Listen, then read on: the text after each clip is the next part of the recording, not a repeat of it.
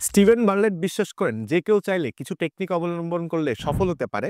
তো তিনি তার বই দ্য ডায়েরি অফ সিওর মধ্যে এমন একটা টেকনিকের কথা বলেছেন, যে টেকনিকটার নাম হচ্ছে দ্য 5 বাকেটস।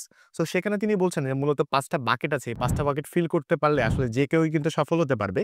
তো সেইখানে প্রথম বাকেটটা হচ্ছে হোয়াট ইউ নো, মানে অর্থাৎ আপনার কি কি নলেজ রয়েছে, আপনার কি কি জ্ঞান রয়েছে। নাম্বার 2 হচ্ছে what you can do, your skills, অর্থাৎ আপনার কি কি স্কিল রয়েছে এই দুনিয়াতে, আপনি কাজকর্ম কি কি করতে পারেন। সেটা হতে পারে কমিউনিকেশন স্কিল, সেটা হতে পারে স্টোরি টেলিং, সেটা হতে পারে পারসুয়েশন, নেগোসিয়েশন স্কিল, কিংবা সেলস স্কিল। আপনার মধ্যে আসলে যত ধরনের স্কিল আছে সেগুলো কিন্তু আপনাকে দুনিয়াতে ভালো করতে তত ধরনের আসলে হেল্প করবে। এরপর নাম্বার 3, হু ইউ নো, অর্থাৎ যেটাকে আসলে নেটওয়ার্কিং বলা হচ্ছে বা ইওর নেটওয়ার্ক বলা হচ্ছে। আপনি আপনার কার সাথে কানেকশন আছে, কাদের সাথে আপনি ওঠা-বসা করেন, সেটা কিন্তু খুবই গুরুত্বপূর্ণ। এরপরেরটা হচ্ছে number 4, what you have your resources, আচ্ছা আপনার কাছে অনেক টাকা আছে কিনা, অর্থাৎ ক্যাপিটাল আছে কিনা, আপনার বড় টিম আছে কিনা, বা আপনার অডিয়েন্স আছে কিনা, আপনার কাছে যথেষ্ট সময় আছে কিনা। সবকিছু কিন্তু আপনার রিসোর্সেস হিসেবে আসলে কাজ করবে। বা আপনার ইনফ্রাস্ট্রাকচার কি আছে, সেটা হচ্ছে নাম্বার 4, হোয়াট ইউ হ্যাভ, অর্থাৎ আপনার রিসোর্সেস কি আছে।